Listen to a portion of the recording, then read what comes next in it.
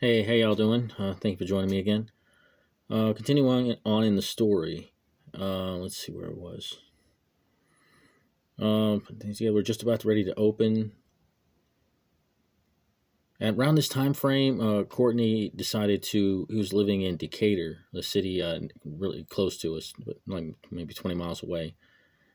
15, 20 miles away. Either way, he decided to move into the mother-in-law suite underneath the store. So he rented that place out. And it wasn't bad. It was just, he wasn't clean, man. He let that place get dirty. He was dirty.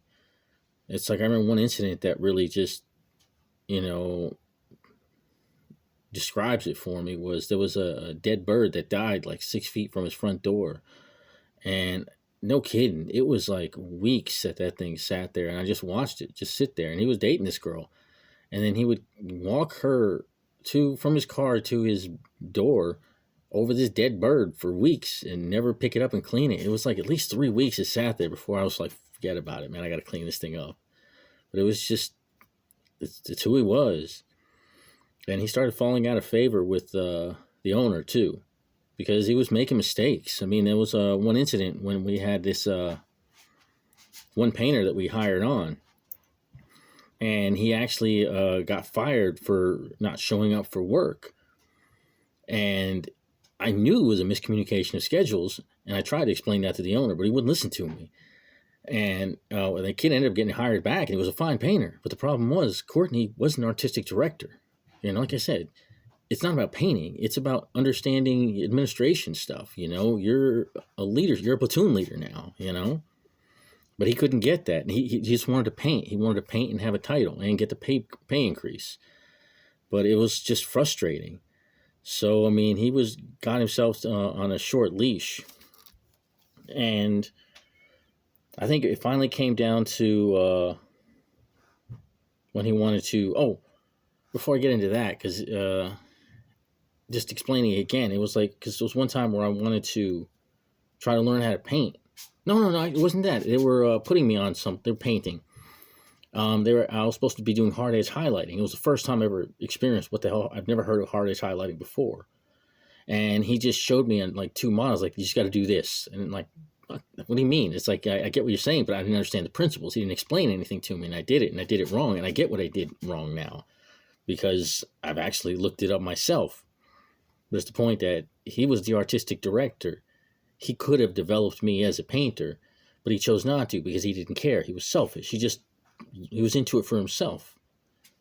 And it's like, if you're at that level, you have that title, you have responsibilities, you have a charge. He didn't understand the charge.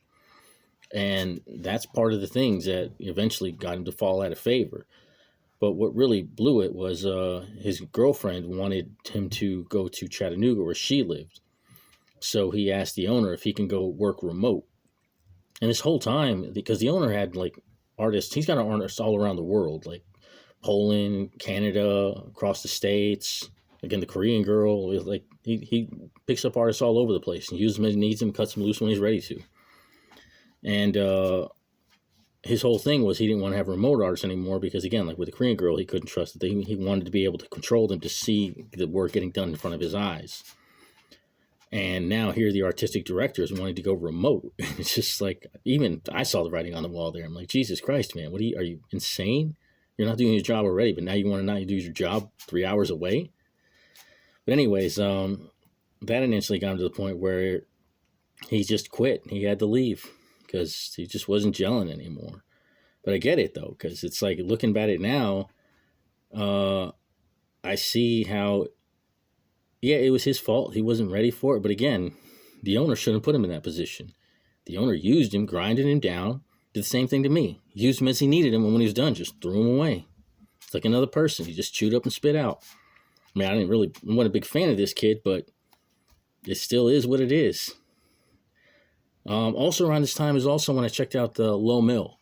Now, I'd been going to the Low Mill before it was ever... There's a Low Mill is like an artist, I don't know, community? I don't know how to really describe it, but it's an amazing little gem. There's like easy 300 artists just stuck in this one little place. I don't mean stuck, it sounds horrible, but they're working there, they're jamming, they're doing their things. They have like little stalls and stuff. And they have some beautiful art. Even like organizations, I feel like the Huntsville Arts Council or something's got a thing there on the top floor or something. But they got a stage. Like I said, it's an amazing setup. But I've been going there long before, since 2003. When I first started got into acting, I was taking my Meisner classes there. And there was nothing. It was like we were the only people there. It was just, a hole. But I loved it, man, because it reminded me back of the Northeast. I felt like I was back in Jersey or New York. But anyways, fast forward back to now. I went down there because we were looking for employees. So I wanted to put up these help wanted signs. And I walked into this one place, Ravenwood Meadery. And I'll call them out because I ain't going back there ever again. But it's like I said, it blew my mind because I thought I had a great conversation there. People were really nice, They asked me about my book. I talked about my book. I did tell them about the hobby shop, but I wasn't really talking about the hobby shop. Once we started talking about my book, I was talking about my book. But it turned out, and I put these help wanted signs on every floor, But it turned out that one kid there, and I knew there was a guy there who had no, I didn't find out till after. Yeah. It wasn't till after. So it was after that I put these signs up. That's when, because I knew about the guy, but I didn't know enough about it. I didn't realize that's where he was.